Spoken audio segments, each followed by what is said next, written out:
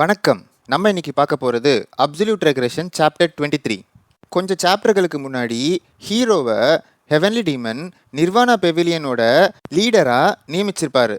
அந்த பொறுப்பை ஏற்றுக்கிறதுக்காக hero லீஹானோட nirvana பெவிலியனுக்கு வந்திருப்பான். ஹீரோ வெயிட் பண்ணிட்டு இருக்கும்போது, நேரமாச்சு பெவிலியன் மாஸ்டர், எல்லாரும் வெயிட் பண்ணுறாங்க அப்படின்னு சியோடேரியான் சொல்கிறான். உங்களுக்கு இவரை ஞாபகம் இருக்கும்னு நினைக்கிறேன். டிமானிக் ஆர்மி கமாண்டர் இன்வெஸ்டிகேஷன் அப்போது ஹீரோக்கு ஹெல்ப் பண்ண இன்வெஸ்டிகேஷன் ஆஃபீஸர் இவர் தான். நீ தான் எனக்கு சுற்றி காட்ட போறியான்னு ஹீரோ கேட்குறான். அதுக்கு சியோ ஆமான்னு சொல்கிறான். ஹீரோ, நீ கொஞ்சம் கூட எதிர்பார்க்கல நம்ம இப்படி மீட் பண்ணுவோன்னு கேட்குறான். அதுக்கு உண்மையை சொல்லணுன்னா எனக்கே ரொம்ப சர்ப்ரைஸாக தான் இருந்துச்சுன்னு சியோ பதில் சொல்கிறான். சரி வா போகலான்னு ஹீரோ முன்னாடி போகிறான். லீஹானும் சியோவும் ஹீரோவை தொடர்ந்து வராங்க.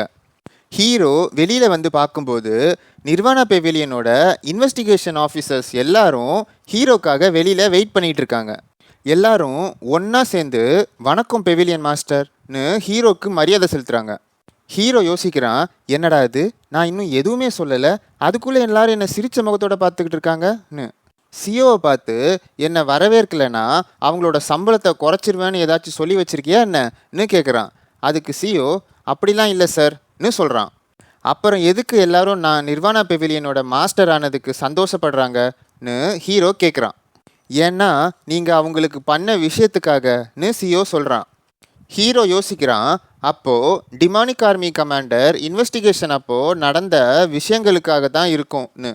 டிமானிக் ஆர்மி டீம் 1 கேப்டன் கோடாங் ஃபஸ்ட் டைம் இன்வெஸ்டிகேஷன் பண்ண இன்வெஸ்டிகேட்டரை கொன்னுட்டான். செகண்ட் டைம் ஹீரோ அந்த கேஸை இன்வெஸ்டிகேட் பண்ணும்போது இன்னொரு இன்வெஸ்டிகேட்டரை உயிர் போகிற அளவுக்கு தாக்கியிருக்கான். அந்த நேரத்தில் ஹீரோ தான் அடிப்பட்ட இன்வெஸ்டிகேட்டரை காப்பாற்றி டிமானிக் ஃபிசிஷியனை வர வச்சு அவரை குணப்படுத்தினான். அது மட்டும் இல்லாமல் கோடாங் பண்ண தப்புக்காக அவனை கொன்னுட்டான். உங்களுக்காக வெயிட் பண்ணிக்கிட்டு இருக்கவங்களுக்கு ஏதாச்சும் சொல்லுங்கன்னு ஹீரோவை பார்த்து சியோ சொல்கிறான். ஹீரோ ரெண்டு பக்கமும் திரும்பி பார்த்துட்டு, நான் பெவிலியன் மாஸ்டர் ஆனதுனால உங்கள் எல்லாருக்கும் நல்லது நடக்க போதா இல்லை கெட்டது நடக்க போதான்னு எனக்கு கூட தெரியாது. ஆனால் ஒன்று மட்டும் எனக்கு கண்டிப்பாக தெரியும், உங்கள் எல்லாரோட இதய துடிப்பும் நிற்காம வேகமாக ஓடும்னு சொல்கிறான். ஹீரோ சொன்னதுலேருந்து நான் என்ன புரிஞ்சுக்கிட்டேன்னா, உங்கள் யாரோட இதயமும் நிற்காது, இன்னும் வேகமாக ஓடும்னு சொல்கிறது மூலமாக நீங்கள் யாருமே சாக மாட்டீங்க, உங்களுக்கு இன்னும் நிறைய வேலையை கொடுத்து பிபி தான் வர வைக்க போகிறேன்னு சொல்கிறான் போல. இதை கேட்ட எல்லாரும் ஹீரோ சொல்ல வந்ததை புரிஞ்சுக்கிட்டாங்க போல.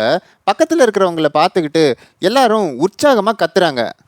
அடுத்த பேனலில் ஹீரோ சில டாக்குமெண்ட்ஸை பார்த்துட்டு, வெளியில் எவ்வளோ நல்லா இருந்தது, உள்ளே வந்த உடனே ஏன் எனக்கு இதை கொடுத்து கொள்றன்னு சியோவை பார்த்து கேட்குறான். அதுக்கு, நீங்கள் கேட்ட மாதிரி இந்த கேஸ் தான் தப்பான முறையில் கையாளப்பட்டிருக்குன்னு சொல்கிறான். அதெல்லாம் இருக்கட்டும்யா, எதுக்கு மறுபடியும் பிளட் ஹெவன் ஸ்வாட் டீமன் சம்மந்தப்பட்டதாக இருக்குன்னு ஹீரோ கேட்குறான். அதுக்கு, நான் வேணும்னு ஒன்றும் பண்ணல, நீங்கள் கேட்ட மாதிரி சமீபத்தில் நடந்த இன்வெஸ்டிகேஷனில் இதுதான் மேட்ச் ஆச்சு, அதனால தான் உங்ககிட்ட இந்த கேஸை பற்றி தெரியப்படுத்தினேன்னு சியோ சொல்கிறான். இதை கேட்ட லீஹான் ஹீரோவை பார்த்து, நீங்கள் இந்த கேஸை உடனடியாக இன்வெஸ்டிகேஷன் பண்ணியே ஆகணுமா, லாஸ்ட் டைமே ஸ்வாட் டீமன்ஸ் எல்லாரும் பிரச்சனை பண்ணாங்கன்னு சொல்கிறா. ஹீரோ, இதில் எழுதப்பட்ட எல்லா கதைகளிலும் கொஞ்சம் கூட நியாயமே இல்லை, பிளட் டீமன்ஸ் எல்லாம் பிரச்சனை பண்ணாங்கன்றதுக்காக இந்த விஷயத்த சும்மா விட முடியாது, நீயே படிச்சு பாரு, உன்னால் சும்மா விட முடியுமான்னு சொல்லு பார்ப்போம்னு லீஹான் கிட்ட டாக்குமெண்ட்டை கொடுக்குறான். அதை வாங்கி படித்து பார்த்த லீஹான், இந்த கேஸை நம்ம ஏதாச்சும் பண்ணியே ஆகணும் யங் மாஸ்டர், வாங்க கிளம்பலாம்னு சொல்கிறா. அடுத்த பேனலில் ஒரு ரெஸ்டாரண்ட்டில் ஒருத்தர் அதிகமாக குடிச்சிக்கிட்டு இருக்கிறத காட்டுறாங்க. அதை பார்த்த ரெஸ்டாரண்ட் ஓனர், உன்னோட நிலைமை என்னன்னு புரியுதியா, அதுக்குன்னு இவ்வளவா குடிப்ப, போதும்யான்னு சொல்கிறாரு.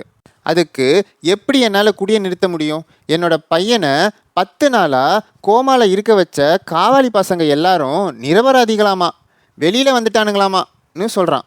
இதை கேட்டு ஆச்சரியப்பட்ட ரெஸ்டாரண்ட் ஓனர், என்னையா சொல்கிற, நிர்வாணா பெவிலியன் இந்த கேஸை இன்வெஸ்டிகேஷன் பண்ணுறதால சொன்னாங்கன்னு கேட்குறாரு. அதுக்கு அந்த பாதிக்கப்பட்ட அப்பா, நிர்வாணா பெவிலியன் இன்வெஸ்டிகேட்டர் என்னோட பையன் ஃப்ரெண்ட்லியாக ட்ரெயின் பண்ணும்போது தவறுதலாக அடிபட்டு கோமாக்கு போயிட்டானாமான்னு சொல்கிறாங்க. இதை நம்புகிற மாதிரியா இருக்குது? என்னோட பையனை இந்த நிலைமைக்கு ஆக்கின அந்த காவாலியோட அப்பா பிளட் ஹெவன் ஸ்வாட் டீமனுக்கு கீழே வேலை பார்க்குற 100 ஸ்வாட் டீமனாமான்னு சொல்லிட்டு கப்பை ஃபாஸ்ட்டாக டேபிளில் வைக்கிறாரு. அந்த 100 ஸ்வாட் டீமன் யாருன்னு நமக்கு இப்போ காட்டுறாங்க. இவர் தான் பிளட் ஹெவன் ஸ்வாட் டீமனுக்கு கீழே இருக்கிற நூற்றுக்கணக்கான ஸ்வாட் டீமன்ஸ்க்கு கேப்டன். இதை கேட்ட அந்த ரெஸ்டாரண்ட் ஓனர் 100 ஸ்வாட் டீமனோட பையன் தான் இதுக்கு காரணன்றதை தெரிஞ்சதும் அப்படியான்னு ஆச்சரியப்படுறாரு. அந்த நிர்வாணா பெவிலியன் இன்வெஸ்டிகேட்டரும் என்னை பழி வாங்கிட்டான், எல்லாரும் மோசக்காரனுங்க அப்படின்னு பாதிக்கப்பட்ட அப்பா சொல்கிறாரு. அதுக்கு அந்த ரெஸ்டாரண்ட் ஓனர், ஷூ அமைதியாக பேசு, நீ சொல்கிறத எல்லாருக்கும் கேட்டுற போகுதுன்னு சொல்கிறாரு. அதுக்கு கேட்டுட்டு போட்டோம், அந்த நிர்வாணா பெவிலியன் முட்டா பசங்க வந்து என்னை கொன்றுவானுங்களா என்ன, இல்லைனா அந்த 100 ஸ்வாட் டீமனை கூட்டிட்டு வந்து என்னை கொல்ல வச்சுருவானுங்களான்னு போதையில் சொல்கிறாரு. யோ, இந்த மாதிரி நேரத்தில் தான் நீ தைரியமாக இருக்கணும்னு ரெஸ்டாரண்ட் ஓனர் ஆறுதல் படுத்துகிறாரு. அதுக்கு அந்த பாதிக்கப்பட்ட அப்பா, என்னோட பையன் கண் முழிக்கலைன்னா என்னோட பொண்டாட்டியால் தாங்கவே முடியாது, செத்தாலும் செத்துடுவா, அவள் செத்துட்டானா என்னோட பையனை இந்த நிலைமைக்கு ஆக்கினவனுக்கு நான் கொன்னுட்டு நானும் செத்துருவேன்னு அழுதுகிட்டே புலம்புறாரு. அப்போது பின்னாடி இருந்து உன்னால் என்னை கொன்ற முடியுமான்னு ஒரு குரல் கேட்குது. யாருன்னு பார்த்தா 3 பசங்க அங்கே நிற்கிறாங்க. இதை பார்த்து யார் நீங்களான்னு கேட்குறாரு.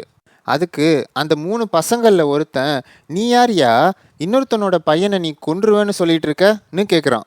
அவன் யாருன்னு புரிஞ்சுக்கிட்ட அந்த பாதிக்கப்பட்ட அப்பா, டேய் காவாலி பசங்களா, என்னோட பையன் இழந்த வாழ்க்கையை திருப்பி கொடுங்கடா, நீ பண்ண தப்புக்காக ஒரு மன்னிப்பு கூட இன்னும் நீ கேட்கலன்னு கோவப்பட்டு எந்திரிக்கிறாரு. அதுக்கு அந்த பையன், நான் ரொம்ப பெரிய தப்பு பண்ணிட்டேன், இது திரும்பி நடக்காது, என்னை மன்னிச்சிடுங்கன்னு சொல்லிட்டு, போதுமா நான் இன்னும் மன்னிப்பே கேட்கலன்னு சொல்லாத சரியான்னு கிண்டல் பண்ணுறான். இதை கேட்டு ரொம்ப டென்ஷனான அந்த பாதிக்கப்பட்ட அப்பா, டேய் காவாலி பசங்களான்னு கத்திட்டு அவரோட கத்தியை எடுக்கிறாரு. அவர் அந்த கத்தியை எடுக்கிறதுக்கு முன்னாடியே அந்த பையன் ஸ்பீடாக வந்து அவரோட மூக்கிலே குத்துறான். அதனால் அவர் தடுமாறி கீழே விழுறாரு. அப்போது நீங்கள் எல்லாரும் பார்த்தீங்க தானே, இவர் தான் என்னை கொல்றதுக்காக கத்தி எடுத்தாரு, என்னை காப்பாற்றிக்கிறதுக்காக தான் அவர் அடிக்க வேண்டியதாயிருச்சுன்னு சொல்கிறான். அதை கேட்டு அந்த பையன் கூட வந்த 2 பசங்க, ஆமாம் நான் பார்த்தேன், நான் சாட்சி சொல்கிறேன்ப்பா அப்படின்னு சொல்கிறாங்க. கீழே விழுந்தவர் மேலே ஏறி உட்காந்துக்கிட்டு, ஒரு சாதாரண ஸ்டோரேஜ் வாட்ச்மேன் நீ என்ன நிர்வாணா பெவிலியனில் மாட்டி விட்டுருவியா, இதுக்கு எல்லாத்துக்கும் காரணம் உன்னோட பையன்தான். நாங்கள் தான் உன்னோட பையனை வீட்டில் இருந்து பணத்தை திருட சொன்னோம், ஆனால் அதுக்கு முடியவே முடியாதுன்னு சொல்கிறான். ஏதோ நீ கஷ்டப்பட்டு சம்பாதிச்சுதாமே, அந்த முட்டாள் தான் இந்த உலகத்திலே நல்லவன் மாதிரியும் நான் என்னமோ கெட்டவன் மாதிரியும்லாம் பண்ணுறான், இந்த மாதிரி பண்ணால் உனக்கே அவனை குத்தணும் போல தானே இருக்குன்னு கேட்டுட்டு தொடர்ந்து அந்த பாதிக்கப்பட்ட அப்பாவை அடிக்கிறான். அப்போது உன்னோட வாயிலிருந்தே நீ செஞ்ச தப்பை ஒத்துக்கிட்டன்னு மூக்கு வாயில் ரத்தம் வலிய அந்த பாதிக்கப்பட்ட அப்பா சொல்கிறாரு. அதுக்கு, என்னது குற்றத்தை ஒத்துக்கிட்டேனான்னு அந்த பையன் கேட்குறான். ஆமாம், இங்கே இருக்க எல்லாரும் கேட்டாங்க, நீ என்னோட பையனை அடித்ததுக்கான காரணம் ட்ரைனிங் கிடையாது, வேணும்ன்ட்டே தான் அடிச்சிருக்கன்னு சொல்கிறாரு.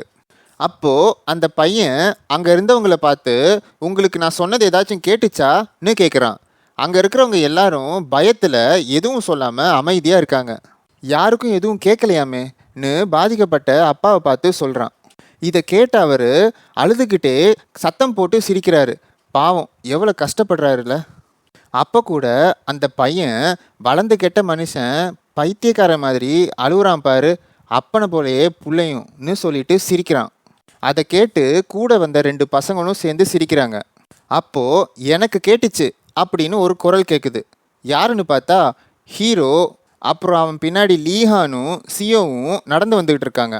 இதோட சாப்டர் 23 முடிவடைகிறது. உங்களுக்கு இந்த சாப்டர் பிடிச்சிருந்தா கண்டிப்பாக வீடியோவை லைக் பண்ணுங்கள். மிஸ்டிக் ஸ்டோரிஸ் தமிழ் சேனலை மறக்காமல் சப்ஸ்கிரைப் பண்ணுங்கள். நெக்ஸ்ட் சாப்டரில் மீட் பண்ணலாம். நன்றி, வணக்கம்.